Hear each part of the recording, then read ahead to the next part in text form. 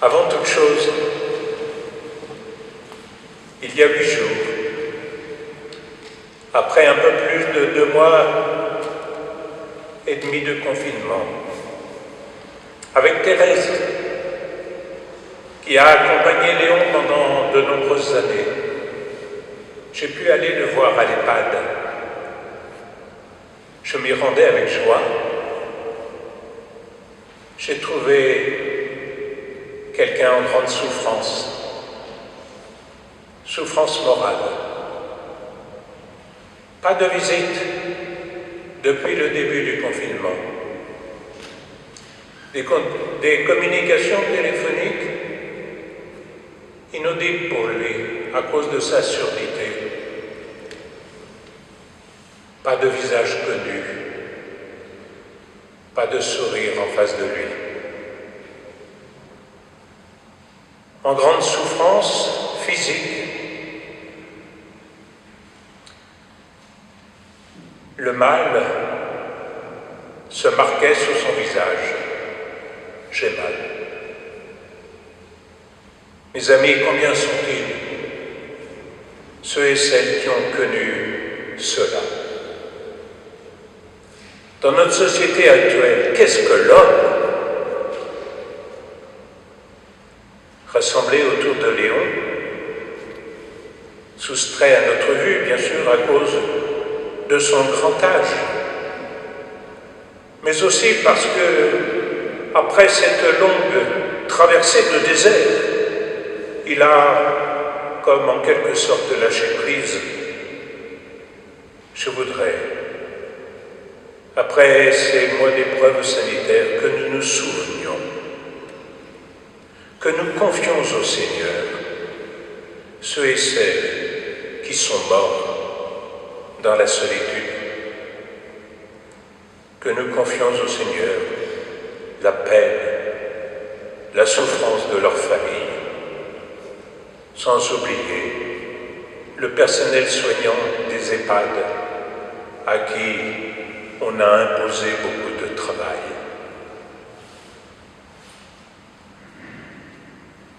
Qui pourra nous séparer de l'amour du Christ?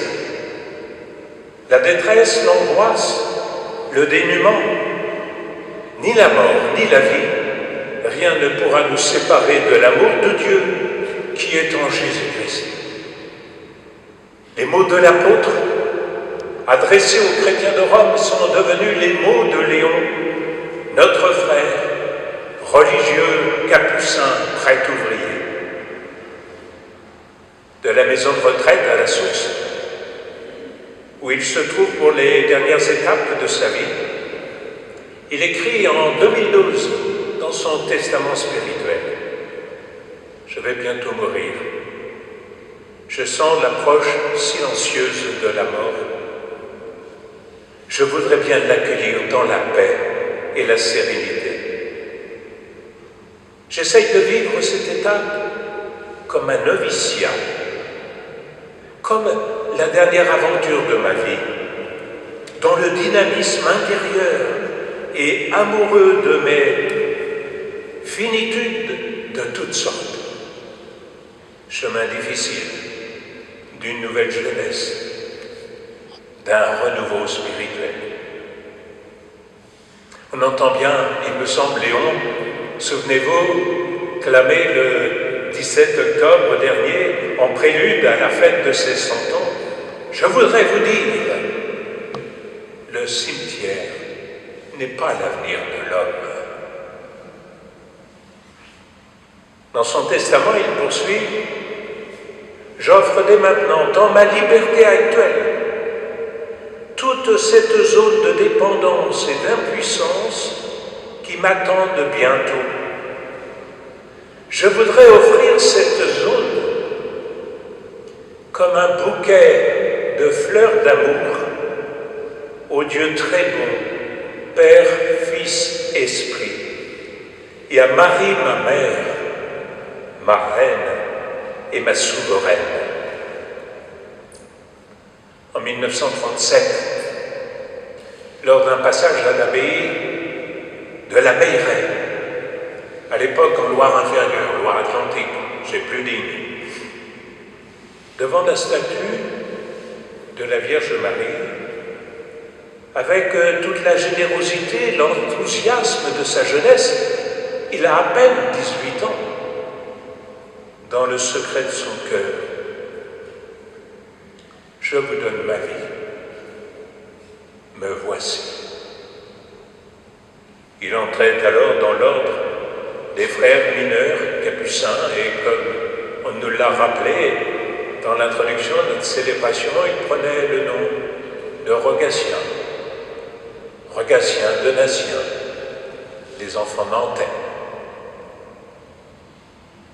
Toujours dans son testament, je me confie comme le bon larron, un des compagnons de ma vie, à la miséricorde de Jésus, de Marie, ma mère bien-aimée, dans l'esprit de saint François. Je suis capucin. Je veux mourir capucin. Et il poursuit.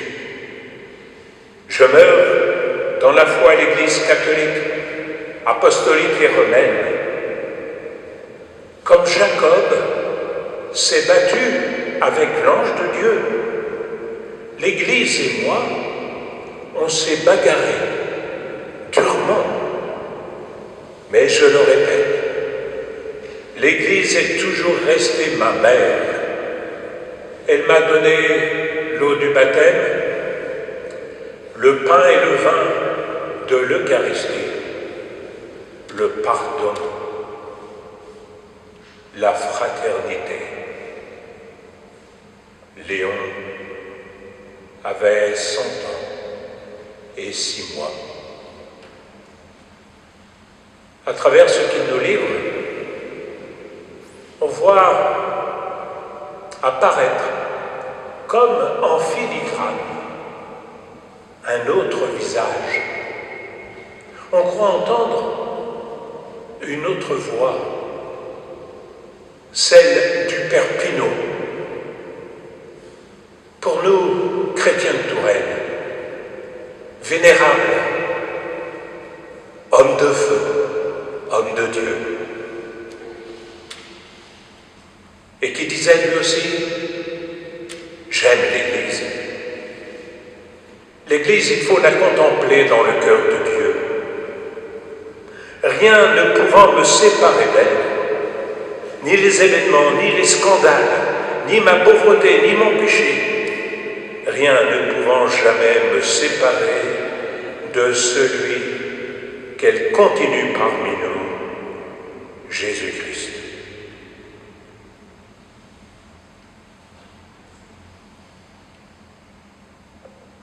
Après la mort de Léon, c'est une grande figure qui disparaît après le Père Pinault, dit l'un d'entre nous. C'est une page de l'histoire de notre diocèse et de la présence en monde ouvrier qui se tourne, écrit Monseigneur Aubertin. Pour les prêtres ouvriers, dont Léon était dans les tout premiers, dans leur ministère fondu, immergé dans le monde du travail, 2 services demeurent. Et ils demeurent primordiaux, l'amour et la solidarité avec les travailleurs, avec le prochain, le plus pauvre, et le témoignage de Jésus-Christ. Léon s'est éloigné de nous dans sa présence visible, ce sourire qui est parfois et souvent même illuminait son visage. Tous, et bien d'autres que nous, ici assemblés, tous nous sommes en mesure d'évoquer très certainement telle ou telle étape de sa vie, quelques traits de ce qu'il était. Ses prises de parole, de position audacieuse, parfois excessive, sa présence à la vie des hommes, à travers ses nombreux engagements syndicaux, politiques, associatifs, qui l'ont conduit bien souvent à vivre des conflits dans la société comme dans l'Église, y compris dans le presbytérium. La force de son tempérament. Oui, malheureusement, il pouvait être violent dans ses réactions ou ses réparties, sans toujours mesurer l'impact produit chez l'autre. Mais en même temps, il était d'une grande simplicité, se qualifiant de capucin de quatre soins, ou exprimant son désir de se mettre à genoux pour baiser les pieds de celui qui l'avait blessé. Vous savez, les amis, il appartenait à cette espèce de gens inclassables, restés libres jusqu'au bout par rapport à toutes nos catégories. Mais pour autant, ne le réduisons pas à ce que nous avons connu de lui. Nous n'avons pas atteint le cœur de sa vie, l'invisible, cette proximité avec Dieu qui a donné à son existence toute sa force de rayonnement, tant auprès de ceux qui croient au ciel comme de ceux qui n'y croient pas. Cet après-midi, autour de lui, laissons retentir l'écho de sa vie. Cet écho nous renvoie à la parole de l'apôtre Paul aux Romains que nous avons entendue. Dieu n'a pas refusé son Fils, il l'a livré pour nous tous. Comment pourrait-il, avec lui, ne pas nous donner tout, nous donner tout? Cet écho de sa vie nous renvoie à l'Évangile, à la personne de Jésus, Dieu parmi les hommes, qui dans la logique de son amour, pour son Père et pour nous les hommes, est allé jusqu'aux dernières conséquences de l'incarnation. Pas de plus grand amour que de donner sa vie. Pas de plus grand amour que dans le quotidien de son existence, rompre sa vie comme du pain. Le pain que je donnerai, c'est ma chair donnée pour la vie du monde. L'écho de la vie de Léon nous renvoie à l'Eucharistie. Geste de contradiction pour les hommes d'aujourd'hui. Mystère de foi, acte missionnaire par excellence, mémorial de la passion et de la résurrection de Christ, attestation du sens de la vie de tout homme. Elle était le centre de la vie de Léon. C'est elle qui, progressivement, lui donnait d'accepter, de s'identifier à celui qui a dit « Si vous ne mangez pas la chair du Fils de l'homme, si vous ne buvez pas son sang, vous n'avez pas la vie en vous. » L'écho de la vie de Léon nous dit encore que c'est par l'Eucharistie, pain de vie, vivant pain, que tous nous sommes appelés à prendre, à reprendre une route semblable à celle prise par Jésus de Nazareth, avec ses vertigineuses conséquences existentielles. C'est dans l'Eucharistie